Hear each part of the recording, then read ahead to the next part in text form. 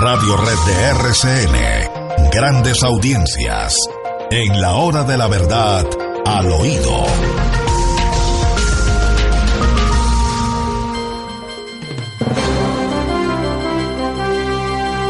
Al oído, William.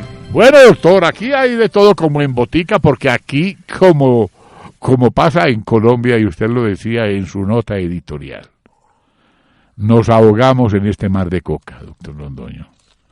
Y el sátrapa no se da ni por enterado. Esto es el colmo. Esto es el colmo, William, y en el informe del Departamento de Estado de los Estados Unidos se incluyeron frases muy difíciles y además que llaman la atención al gobierno de Colombia. Por ejemplo, doctor Londoño, de Mar Montserrat, dicen que las FARC instaron a los cocaleros a plantar más coca, No, por Dios. supuestamente motivados por la creencia de que la inversión y los subsidios del gobierno colombiano en las regiones se iba a dar en aquellas regiones con mayor cantidad de coca sembrada. ¿Cómo les parece? Y es que lo que han exigido, Santiago, todas las regiones donde hay campamentos de las FARC hoy en día, en este momento, los 26 zonas veredales son zonas que están aledañas a los grandes cultivos de coca en el país. ¿Con qué capacidad o autoridad pueden las fuerzas militares o armadas llegar a la zona de erradicar los cultivos de coca si ellos son los principales vigilantes? Las FARC, que están allá situadas. Cuando el doctor Fernando Londoño llegó a las carteras de el Interior y de Justicia, pues se le metió al tema y puso en su sitio todo lo relacionado con esto, porque primero esta cuestión de estupefacientes marchaba como un relojito. Además, bueno, bien pueda siga, doctor, porque me interesa que usted lo diga. Una orden expresa del presidente Álvaro Uribe Vélez. La orden era combatir el narcotráfico a toda costa, porque el narcotráfico era el combustible que alimentaba todas las guerras. La Dirección Nacional de Estupefacientes, que le confiamos al cuidado del coronel Luis Alfonso Plazas Vega, se reunía todos los últimos viernes de cada mes. Y ahí los primeros que concurrían eran unos servidores del Estado que no figuraban en la lista de los componentes de esa dirección, que eran el comandante de las fuerzas militares, el comandante del ejército, el comandante de la armada y el comandante de la fuerza aérea, porque el tema era un tema de supervivencia de la nación, William. Y allá, con el director de la policía, que sí era parte de la dirección, de la comisión que estudiaba el tema, con el procurador general de la nación, con el fiscal general de la nación, con 6 ministros de Estado. Es que era, después del Consejo de Ministros, la reunión más importante que se hacía. Y allá se acordaba toda la política antidrogas. Por ejemplo, William, el manejo de los precursores químicos, del cemento y de la gasolina.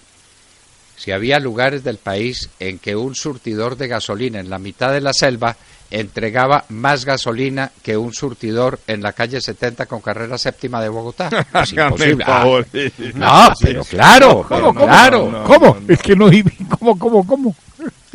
Un surtidor de gasolina en la mitad de la selva, en la selva del Pacífico o en la selva de los Llanos Orientales, proveía más gasolina que un surtidor en la calle 70 con carrera séptima de Bogotá.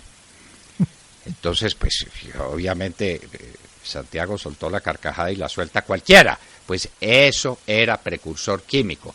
Los precursores químicos son de distinta naturaleza, pero hay 2 que no fallan, que son la gasolina y el cemento.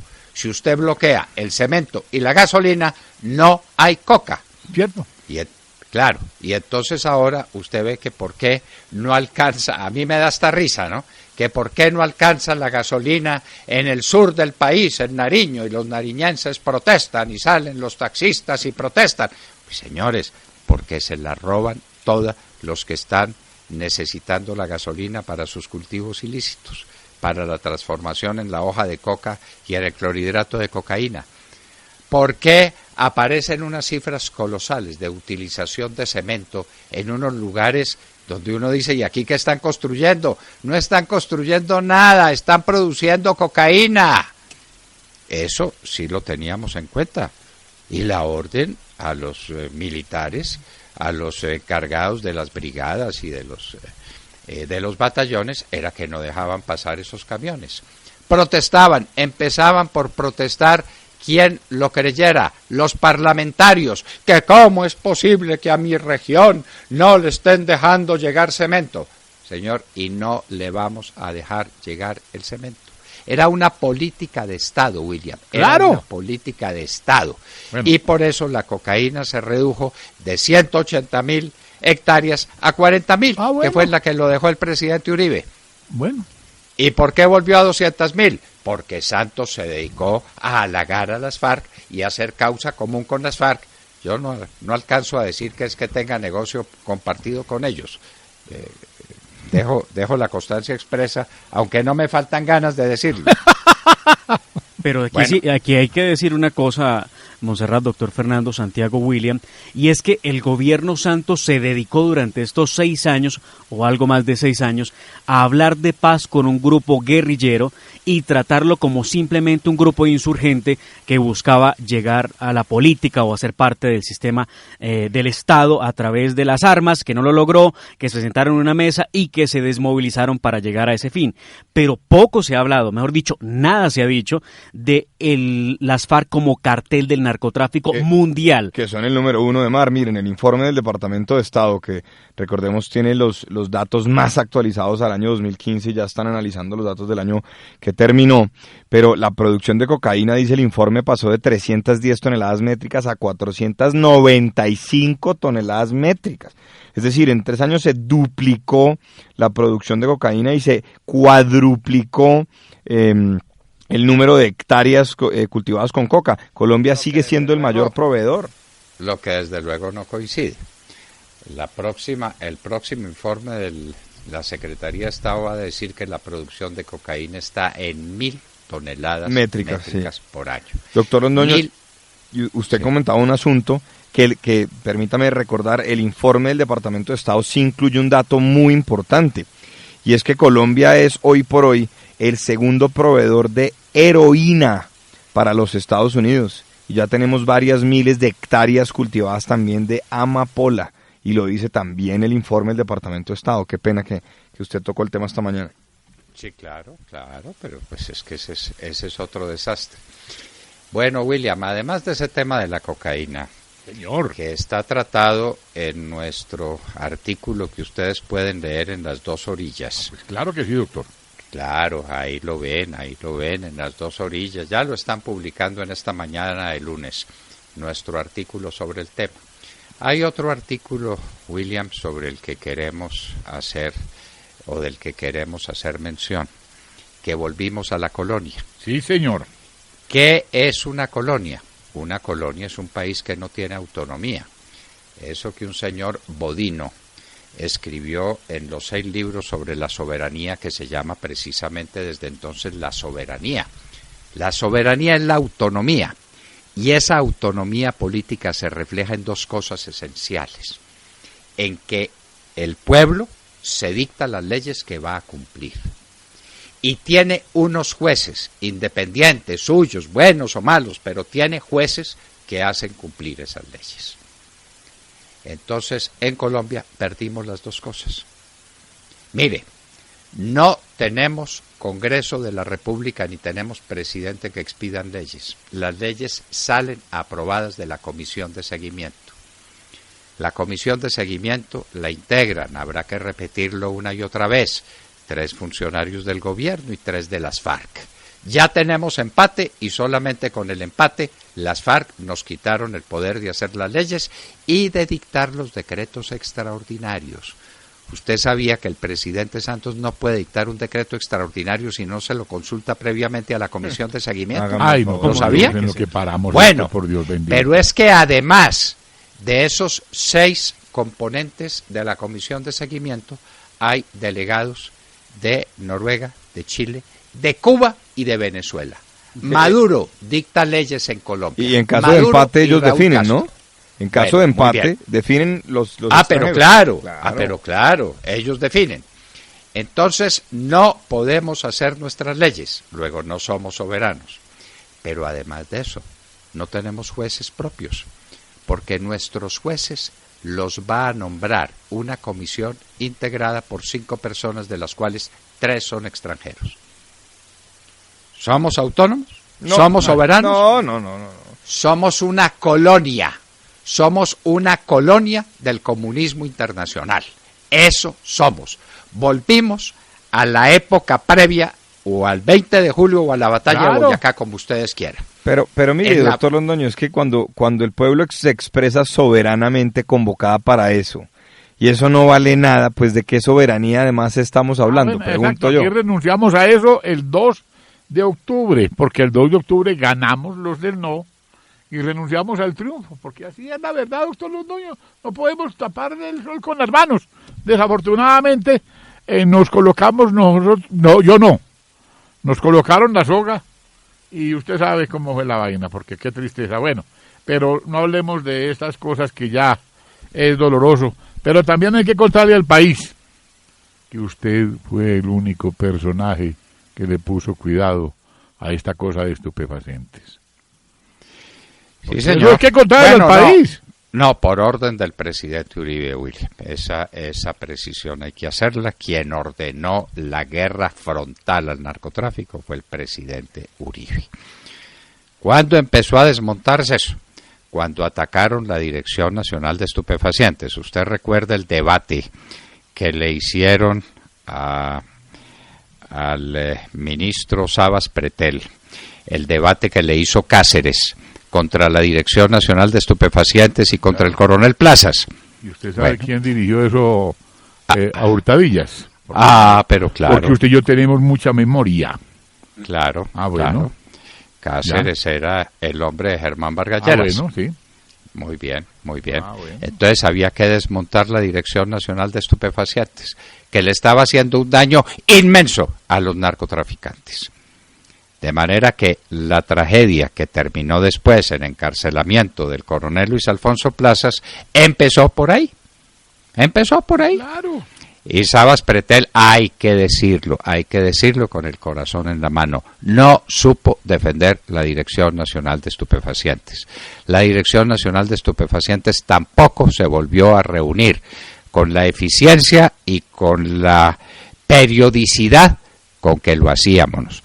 Todos los últimos viernes del mes en el Hotel Tequendama nos reuníamos con el ministro de Defensa, pues yo lo era del Interior y de Justicia.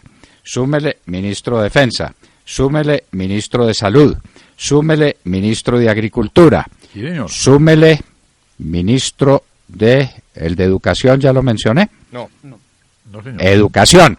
Era, como les digo, era la organización más importante de Iba Colombia hasta el después del Tartufo, Consejo de iba hasta Ministros. el Tartufo. El Tartufo iba, claro, cómo era de obsecuente y cómo era Sí, de acucioso en el cumplimiento de sus tareas, entonces el Tartufo y las venias que nos hacía, pero bueno, esa es otra historia. ¿Para qué?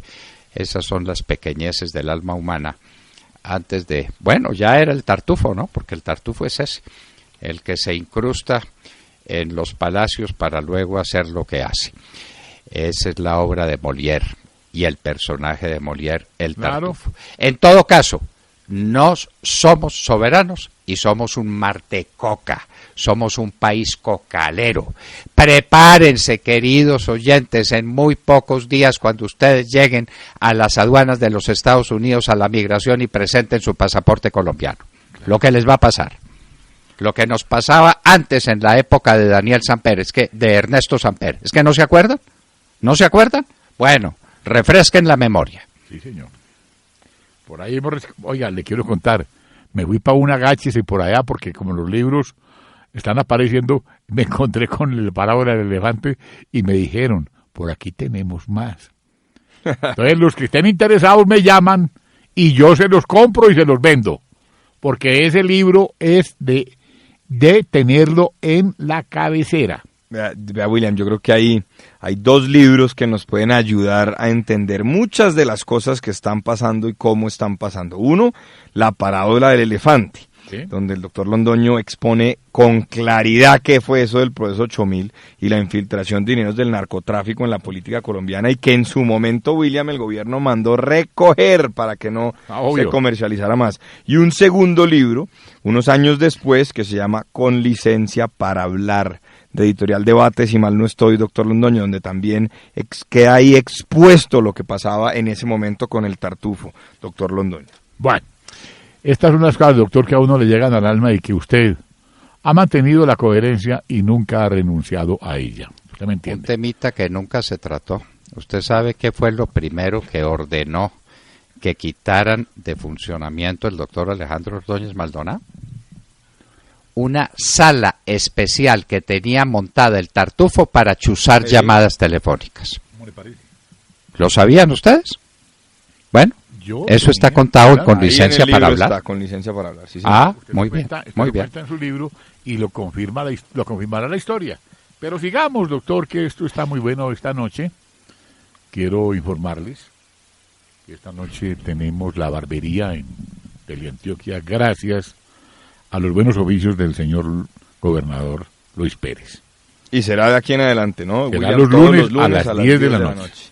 La noche va el primer ascendista del Congreso de la República, que es el doctor Oscar Darío Pérez. Y vamos a hablar de el tema de la reforma tributaria. Y ahí preguntamos, por ejemplo, doctor Londoño, ¿por qué no le cobran IVA a los secuestros de la guerrilla para empezar? Porque esta vaina va a estar muy buena. Oiga, William, y qué bueno que vuelva la barbería al aire, porque esto fue un desierto muy duro para el programa después de la persecución del gobierno. No sé qué decirlo así, perdóneme que así lo exponga, pero yo creo que eso fue así. La barbería en su momento estuvo al aire en Televisión Nacional y ahora por fin vuelve todos los lunes. La persecución ha sido permanente, pues desde Manizales, de todas partes. Pero sigamos hablando de cosas agradables, doctor Londoño. A ver, pero espérese un momentico, que hay una cosa muy interesante. Señor. ¿Dónde tuvo usted la barbería por última vez? La tuve en Telepacífico. No, la tuvo también en Cable Noticias. Muy bien. Sí, señor. ¿Qué era de quién? ¿Quién era el personaje central? El personaje central era un señor de Venezuela. Alberto Rabel. Alberto Rabel. Muy bien. ¿Quién es el íntimo amigo en Colombia de Alberto Rabel? Juan Manuel Santos. Juan Carlos Restrepo. Ajá. ¿Qué es Juan Carlos Restrepo ahora? Consejero de Juan Manuel Santos en Palacio. Nadie lo sabe. Juan Carlos Restrepo también fue inspector de inteligencia, ¿recuerda? Inspector de inteligencia, que era el encargado de vigilar a Darío Chandía. Lo hizo muy bien. Muy bien. Bueno, entonces ya lo sabe William. William, ¿y cómo es eso de que el Congreso quiere poner a patalear a Vargas Lleras? ¿Cómo es el tema? No, el tema es deliciosísimo, doctor Londoño, porque hay una presión bastante grande para que no le acepten la renuncia al doctor Germán Vargas Lleras. Entonces, esa posibilidad de rechazarle la renuncia a la vicepresidencia está contemplada en el artículo 313 de la Ley Quinta de 1992, y eso lo encabeza Armandito Benedetti. El Congreso, pues, podría poner a patalear al doctor Vargas Lleras, y dicen que lo van a tener en remojito de pronto hasta el 14 de mayo. ¿Y qué pasa si lo tienen en remojo? Pues, doctor, yo no sé qué va a decir él. No, como que no sabe, yo sí sé. Lo vean por fuera.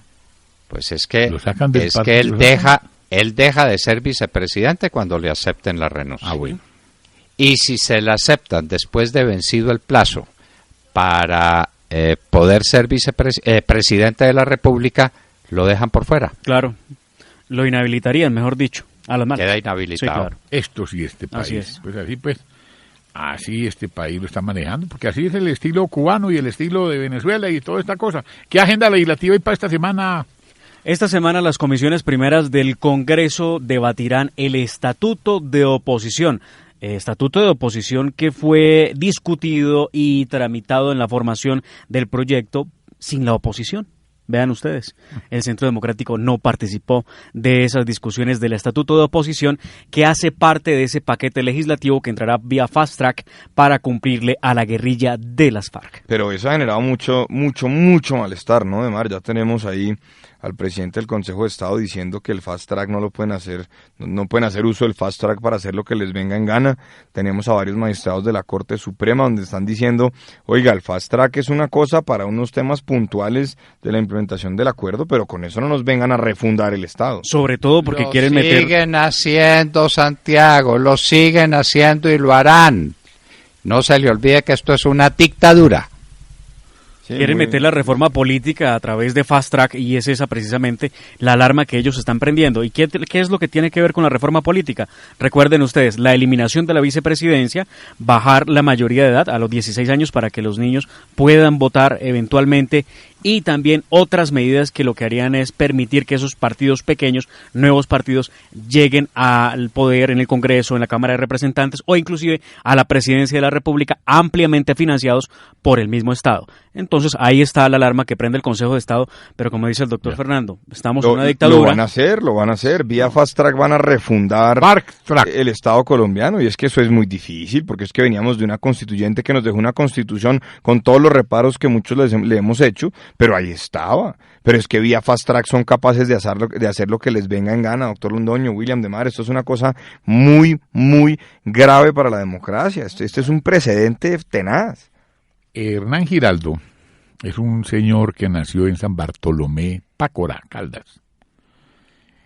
Es el excomandante paramilitar de la Sierra Nevada. Hernán Giraldo le escribió al juez de la causa, Reggie Balton, una carta en la que dijo: voy a criar ganado y cosechas y despertaré con el amanecer y, si tengo que hacerlo, limpiaré suelos y lavaré platos o trabajaré conduciendo un taxi o cualquier cosa que pueda hacer, pero nunca volveré a verme envuelto en drogas y en ese negocio. Nunca jamás, aseguró Giraldo en su misiva al ex jefe para de la Sierra Nevada de Santa Marta, que fue condenado por un juez federal por los delitos de narcotráfico. Giraldo estará de regreso en 48 meses a Colombia, doctor Londoño. Muy bien. Bueno, William, y vamos a examinar un tema que es importantísimo, porque el señor Trump viene recibiendo 1000 objeciones a la manera como está gobernando y a las cosas como está haciendo, pero hay un hecho capital que ahí está a la vista y que queremos que nos interpreten bien, y para eso tendremos nada menos que a Alberto Bernal, economista y estratega en jefe de XP Securities. Alberto Bernal estará en un momento con nosotros en la hora de la verdad. Y les hablábamos al oído. Ay, qué dicha. Son las 7:44 de la mañana.